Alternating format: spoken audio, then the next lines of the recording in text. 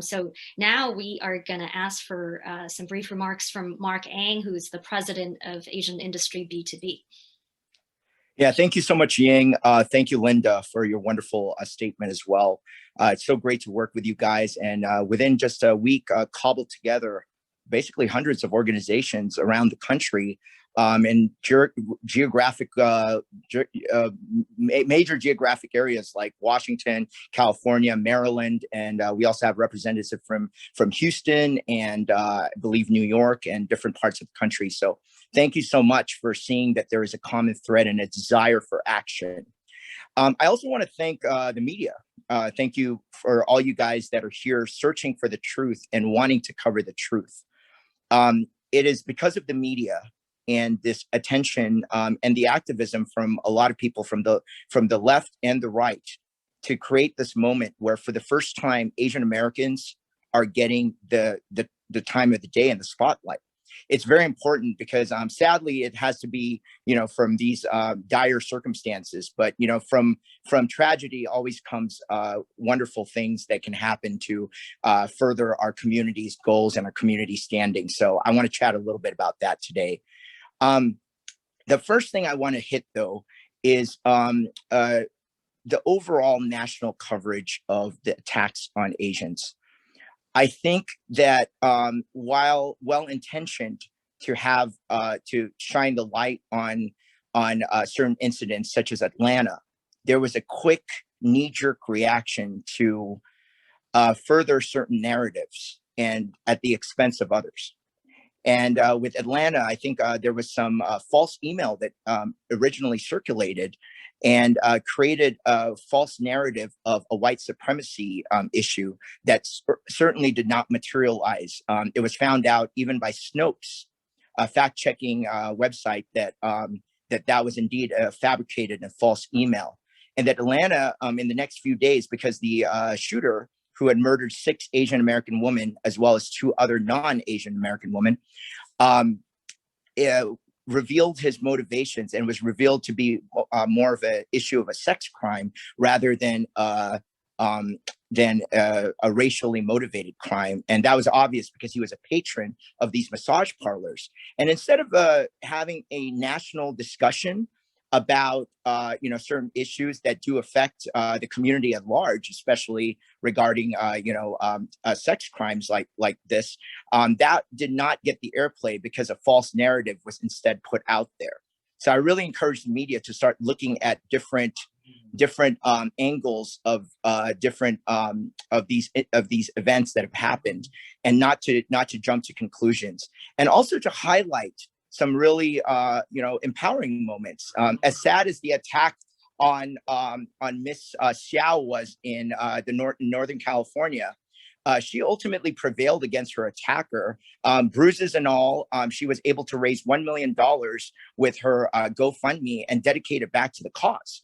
So I think there should be a bias towards positivity as well. So I really hope that the media that covers this today presents a different angle, because I know there's been a lot of Asian, rallies and Stop Asian Hate. I love that hashtag, but at the end of the day, there is a nuance to what we're talking about today. And I want to expound on that nuance with some of the local issues. Being a Southern California leader, leading Asian Industry B2B, and dealing with so many people in the community, some of which we have here, such as my good friend Ted Bowie, who is the vice president of the Fountain Valley Rotary Club, different business organizations, different community groups. There is a different reality we see when we deal with people than what gets reported in the media. For example, there's really not much white supremacist attacks on Asians. And I really want to go on record about that. There is violence. There's violence coming from different races as well, and that does not get covered, and that almost gets suppressed, such as what happened with 35-year-old E. Lee in Wisconsin, who was out for an evening jog and was brutally gang raped, murdered, and left to die. And that case, as brutal and as sensational as it was, got very little airplay. And for the memory of this young, really sad, the Hmong and the Cambodians, immigrants there are not rich people. And it's very sad that, a lot of it I know is socioeconomically motivated, but, a lot of Asians are not rich. And that's important to remember that. Here locally, there's been a spike of crimes in Los Angeles for the first quarter in Q1, barely even to the middle of March. We already surpassed all the shootings that we've had in the entire 2020. What could cause that difference? That suddenly, dramatically, this year we have all of this, crime that is coming from our new district attorney, who is not prosecuting, to the point that our sheriff, Alex Villanueva, has come out to recall George Gascon, our current DA, who is not prosecuting some of these very brutal crimes, and crimes have spiked as a result. So we really need to look at this. And this goes to point number 3 of our press release that Linda had just mentioned, and that you guys have probably received a copy of the press release. If you have not, contact me and I'll send it to you. That press release talks about a solution. Obviously we would like actions, concrete actions, not lip service. While the Biden administration and the Democrats have done, a lot of, support, and we appreciate Joe Biden flying out to Georgia to be in solidarity with the victims.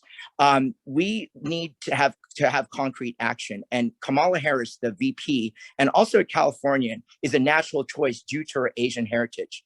But even if it is not Kamala, we are fine with that as well. We would like concrete action to empower our law enforcement. As Linda had mentioned, we are very supportive of our law enforcement, and we work very well with our law enforcement. And our Asian community is even more prone to not report crimes and move on and deal with it after being victims. We really need to foster better partnerships with our law enforcement, and we need a leader to do that. And I would like to, really stress that point, that we need some concrete solutions. We need to encourage community organizations to come in with self-defense. A lot of our Asian attacks have been towards the elderly, and the elderly are defenseless. They're going to the market, they're buying their groceries, and they're getting attacked. So what are concrete ways that law enforcement can support, but ultimately also teach our Asian community how to defend themselves? These are the topics that are going to be on our April 17th rally. So for those of you, I know a lot of press is from Southern California, and we will be holding this at the Irvine City Hall next Saturday, April 17th at 10 a.m. to 12 noon. So it'll be a short presentation, but we're going to have a lot of local community leaders and key people to come out and speak against, the Asian hate, but also to provide concrete solutions. So thank you so much for listening to my thoughts, and I appreciate you, Ying, Linda, and everyone else that's on this call. Well, Marc, thanks very much for your remarks. A few people have joined us in the last few minutes.